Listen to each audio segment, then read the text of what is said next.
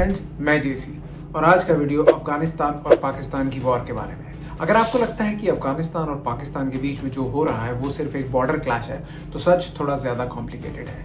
फरवरी 2026 में जो एस्केलेशन हुआ है उसने पूरी साउथ एशिया की सिक्योरिटी डायनामिक्स को हिला दिया है। काबुल में bombing, cross border air strikes और पाकिस्तान का ओपनली वॉर डिक्लेयर करना, ये सब सिग्नल्स देते हैं कि सिचुएशन नॉर्मल नहीं है और बॉर्डर टेंशन बहुत ज्यादा आगे बढ़ चुके हैं। इस कॉन्फ्लिक्ट को समझने के लिए हमें थोड़ा पीछे जाना पड़ेगा। अफगानिस्तान और पाकिस्तान के रिलेशंस हिस्टोरिकली फ्रेजाइल रहे हैं और इसका सबसे बड़ा रीजन है डुरैंड लाइन, एक डिस्प्यूटेड बॉर्डर जो ब्रिटिश एरा में ड्रॉ हुआ था और अफगानिस्तान ने कभी ऑफिशियली उसको एक्सेप्ट नहीं किया। इस बॉर्डर के दोनों तरफ पश्तून पॉपुलेशन रहती है, जिसकी वजह से मिलिटेंट मूवमेंट और क्रॉस बॉर्डर इंसर्जेंसी के इश्यूज डेकेड से चल रहे हैं। लेकिन 2026 का एस्केलेशन सडनली नहीं हुआ। पिछले कुछ महीनों में पाकिस्तान के अंदर मल्टीपल टेरर अटैक्स हुए हैं, जिसमें इस्लामाबाद मॉस्क बॉम्बिंग और बजौर अटैक जैसे इंसिडेंट शामिल थे।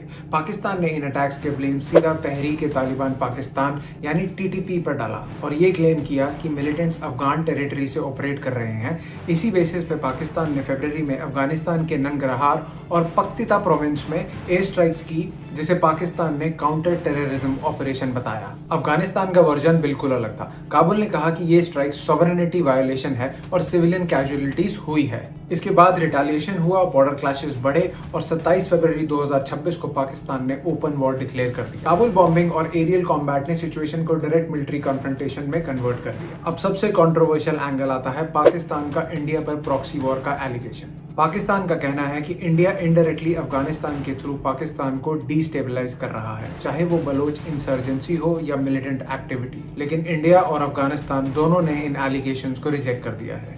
इंडिया का स्टांस लार्जली डिप्लोमेटिक रहा है, जहां उसने अफगानिस्तान की सॉवरेनिटी सपोर्ट की और पाकिस्तान की स्ट्राइक्स को इंटरनल फेलियर्स का एक्सटर्नलाइजेशन बताया। न्यूट्रल स्ट्रैटेजिक एनालिसिस के हिसाब से प्रॉक्सी वॉर नैरेटिव ज्यादा पॉलिटिकल मैसेजिंग लगता है, स्पेशली डोमेस्टिक प्रेशर के कॉन्टेक्स्ट में। एविडेंस पब्लिकली वेरीफाइड नहीं है जो डायरेक्ट इंडियन इन्वॉल्वमेंट को प्रूव करे।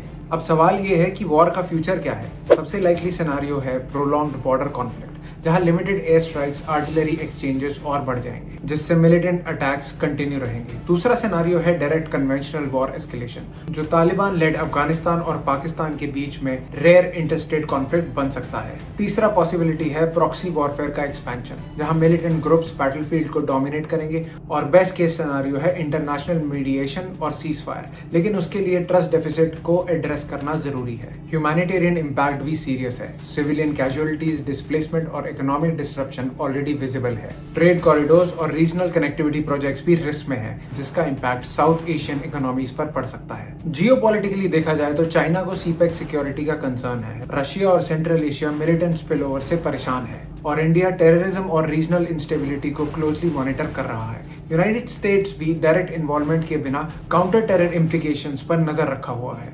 अल्टीमेटली ये वॉर एक सिक्योरिटी डिलेमा का एग्जांपल है, जहां दोनों साइड्स अपने एक्शंस को डिफेंसिव बोलती है, लेकिन और दूसरी साइड उसको एग्रेशन के रूप में देखती है। Mistrust, militant safe haven allegations और अनरिजॉल्व्ड बॉर्डर डिस्प्यूट इस कॉन्फ्लिक्ट के कोर ड्राइवर्स हैं। सॉल्यूशन सिंपल नहीं है, लेकिन पॉसिबल है। Joint counter terrorism mechanism, border settlement framework, international mediation, economic cooperation और counter radicalisation initiatives long term peace के लिए जरूरी है। वॉर का आउटकम लार्जली डिप्लोमेसी और पॉलिटिकल विल पर डिपेंड करेगा। इस कॉन्फ्लिक्ट को सिर्फ अफगानिस्तान और पाकिस्तान की फाइट समझना गलती होगी। ये एक रीजनल स्टेबिलिटी टेस्ट है जो साउथ एशिया की फ्यूचर सिक्योरिटी आर्किटेक्चर को रीडिफाइन कर सकता है। अगर आपको ये वीडियो इन्फॉर्मेटिव लगा हो तो प्लीज लाइक करें और अपने दोस्तों के साथ इसको शेयर करें, क्योंकि ये चैनल सिर्फ मोटिवेशन नहीं, डायरेक्शन देता है। देखते रहिए हमारी आगे की वीडियोस में।